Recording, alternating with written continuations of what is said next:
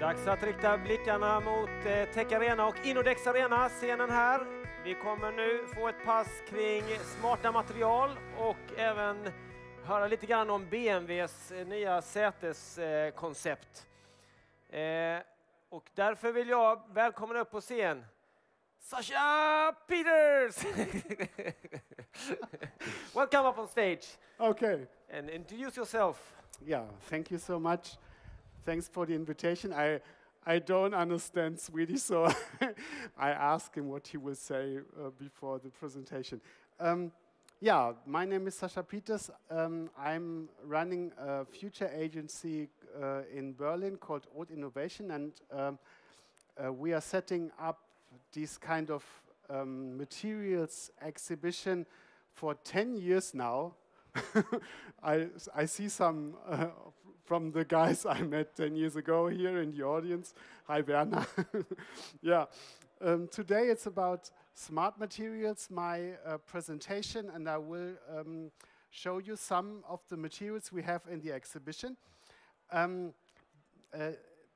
But first, I would like to start with an image I showed yesterday. That's the image, the great picture of the circular economy we would like to achieve with the closed-loop cycles of the natural materials, which we should keep natural, and the technological one for all materials where you put a lot of energy in to produce them, like metals and ceramics, and the synthetic materials like plastics should also be in that circle to be recycled again and again. This to achieve is quite a challenge, but we are on the way to this. Coming to smart materials, you normally work with high advanced materials, which does not fit into this circular concept, because normally you mix different kinds of materials, so it's quite heavy to recycle. But when you have a look to nature, you find some materials which are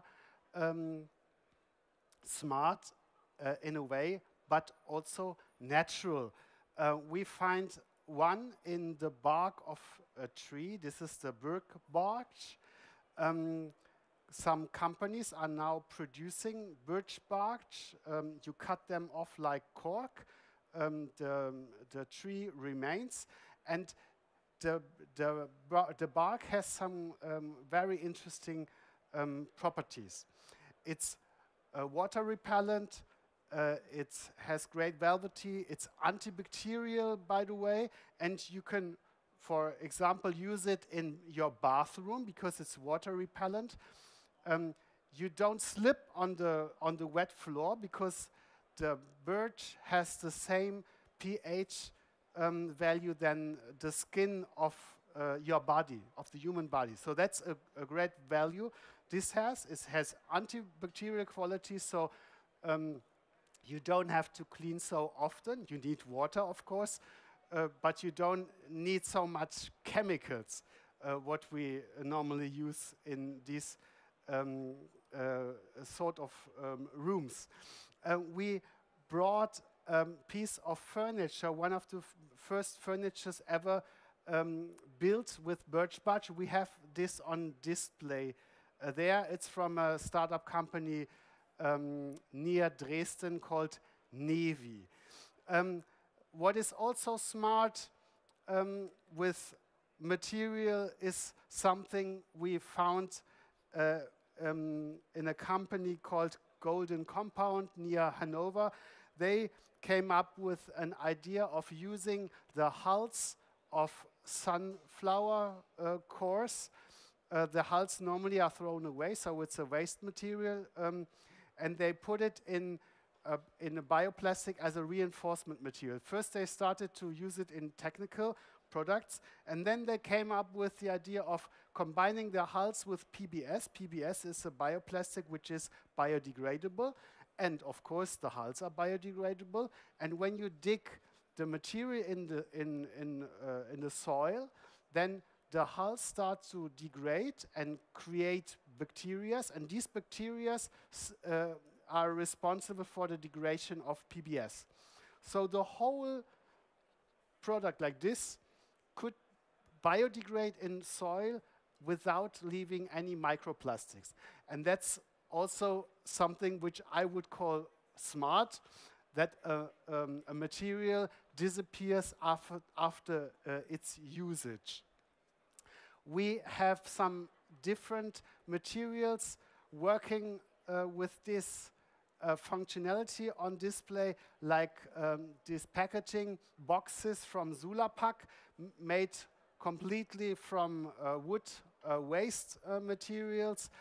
We have them on display just right behind you, and Sulapack is also explaining how the biodegradation process takes place. After you use the packaging boxes, it disappears after days or weeks without leaving any microplastics.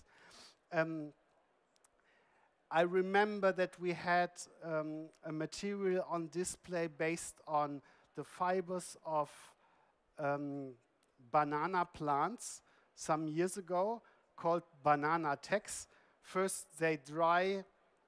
Now, first I would like to mention that the material was developed from an Austrian company on the Philippines. This Austrian company is producing bags in China, and they asked themselves how to get a bio-based and biocircular material from somewhere near China. So they choose the Philippines, and they found the banana trees, the banana plants. So they use the fibers from the leaves and make a paper out of it. Then spin the paper to a yarn, weave the yarn, coat it with beeswax, for example, and then produce a bag. And after you use it, of course, you produce it in China and then ship it to Europe. So the loop is not closed, but I think the principle is quite interesting. So this came to the market 3 years ago, and now they presented a first T-shirt made from this material with the idea. I mean, we are in the years of fast fashion. I don't know how much clothes we buy a year and don't use them at all. I've heard a number that every single person in our areas buy 5 shoes per year. You only can wear 1. So there are a lot of innovation taking place of solving the problem of plastics in the sea by developing biocircular materials for this kind of fashion and shoes and whatever we wear. And this is one. So imagine you buy a T-shirt in February, and in autumn it's maybe done, and then you throw it away and it disappears without leaving any microplastic somewhere. Wherever we have a waste management system, like in Europe, then probably it's not a problem with microplastic at all. But in other areas of the world, it's quite a huge challenge to bring materials back into the circle. Yeah, so the topic was smart materials. I would call this one a smart material. Can you see that? I don't think that it works quite well because of the dark surroundings. So you need some brighter and more clean atmosphere to let this work. This is called an invisible shield. I bought this from a Kickstarter campaign last year, a startup company from London. It works like this. So the reflection of the light comes through the backside of the panel and is guided to the side so that you don't see the reflection. And the light from here is reflected so strong that you think that you can see through, but you can't. And that's the way it works. And there are some pictures I found in the internet. So, wow, that's something. Probably you have some ideas about where to use this. I don't know. I just brought this panel with me. You can have your own ideas with that. What we also bring is a jacket made from OLED. We had this on display 2 years ago on a printed OLED on a Coca-Cola bottle, and now we have, that was the one we had on display 2 years ago, and now we brought a jacket with us, how to use the OLED technology in industrial application. It's ultra thin, high efficient, and they could even print the battery. They add a battery to that one, but they can also print the battery. So a lot of possibilities in printed electronics nowadays. We brought a development from Fraunhofer with us, this micro display. You can see here it's not larger than a finger tip, and they use it in a crash helmet to give the driver additional information without disturbing his view to the street. We have that on display as well. There's a research group, Fraunhofer research group near Dresden, Fraunhofer EWU. They came up with the idea of using programmable materials in the industry. It's quite at the beginning of the development. I brought 3 pieces with a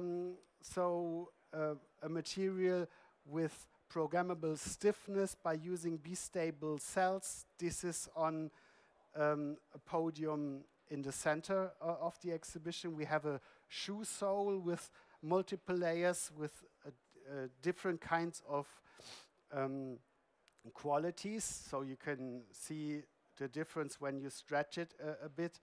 And we have a cell unit, a cube with us with different stiffness leaps, so that you can feel that there are quite different behaviors when you touch different points of the cube. Yeah, they will have a whole bunch of developments ready. Probably next year. They only sent us 3 of it, but there is a group of developments taking place in this project right now. Last year we had a door opener from another Fraunhofer Research Institute near Berlin with us, using shape memory polymers, and they print it. So it's a 4D printing process when you print a shape memory polymer, and then you bring heat to the material, and the material changes shape after it's cooling. Then it's a 4D process, and this works quite well in door openers, and it works also with a gear wheel we have on display. Here it's just a turning process coming from the expanding and shrinking process of the material itself by heating it up and cooling it down again. So that's probably the first 4D printed gear wheel ever on display. So we got this. It's a research project. There's no application for this, but probably you can assume one. Then we have a 4D printed textile on display. So think about printing on a pre-stressed textile, and when you relieve the energy, then the textile moves into a third dimension. So it's the additional dimension. So they call it 4D textile. And we brought some headphones developed by also researchers from Fraunhofer EWU in Dresden. So this is on display as well. Yeah, right behind you we have a so-called reliable muscle working with shape memory alloys. When you heat up the alloys move into a programmed shape, and you can try this by swiping around the exhibit, and this should probably be applied into a wheel to open and close certain kind of activators and shapes in a wheel. Then we brought a brake disc with us, which has a laser-coated surface to reduce fine dust emissions by 90%. That's on the podium right over there. That's from a company from Aachen in the west of Germany. That's the main image I showed at the beginning. They call it vibroacoustic metamaterials, quite a strong word. Fraunhofer LBS from Darmstadt near Frankfurt. They say that with these, they call it resonators, you can reduce the vibration in the body of a car and go down with the noise you hear from outside and from the noise from the motor. They put these resonators into a car door, which we have on display right over there, and you can. So they asked me if I can bring two doors, one without and one with, and so you could hear the difference. I said, okay, no, that's too much for me. So we just brought the one. You can experience maybe and imagine the difference. Then this is I would say the highlight of the whole show. Next to the car we brought. This is the world's first fridge run by magnetic cooling. So there's no cooling fluids inside. It works like this. They have an alloy called Lantal iron silicate, and when you bring this alloy into a magnetic field, the temperature drops by, let's say, 80 degrees without putting any additional energy into. So this is quite a very, very, so you have an idea to apply this. This is a very sustainable way of cooling for, of course, fridges, for AC. It's because of the phase transition in the alloy. That's the reason why it drops the temperature. And there's a system inside so that the alloy is turning around and it absorbs heat from inside the fridge and expels the heat to the outside. So like a normal fridge is working. We brought this fridge which has a round shape, but you can also think about a rectangular one. The magnetic process is down under in the fridge. You can see it. There's a transparent wall so that you can see it through. That's the fridge. So now you can ask, why did you bring the fridge to an industrial trade show? I see the main potential, and they see it as well, because they are now working in a European research project. they see the most potential in the liquefaction of hydrogen.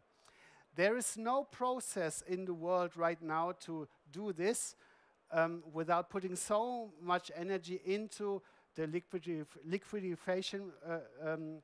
liquefaction process of hydrogen that it doesn't work quite well. So no one could imagine to do this in the future, but I think that we will depend on hydrogen in the future. Maybe not for the automotive sector, but for the industrial one.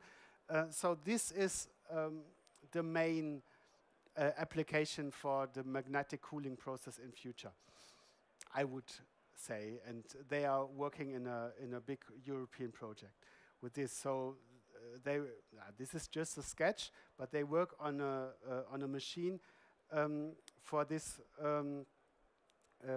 application in a project called HighlyCale. Maybe you can observe this in the internet. Yeah, and that's the last one. Coming to the idea of materials that disappear after its usage. That's for the marathon runners under you. Maybe you've heard about the company Nordpla from London.